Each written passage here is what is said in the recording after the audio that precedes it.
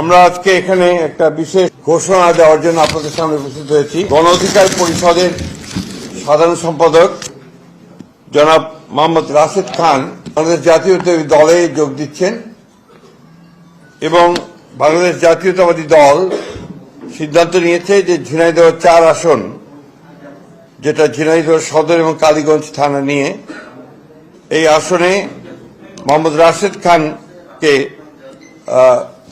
ধানের শীষ প্রতীকে নির্বাচন করার জন্য মনোনয়ন দেওয়া হচ্ছে। এটা আপনার আমাদের দলের সিদ্ধান্ত, এটা আমি আপনাদেরকে জানালাম। আর সেই সঙ্গে আমি আপনার অনুরোধ করব, এই ঝিনাইদহ ও কালীগঞ্জ, ঝিনাইদহ সদর ও কালীগঞ্জ অর্থাৎ ঝিনাইদহ ৪ আসনের বিএনপির সকল নেতাকর্মীকে মোহাম্মদ রাশেদ খানের সঙ্গে কাজ করার জন্য এবং তাকে বিজয়ী করার জন্য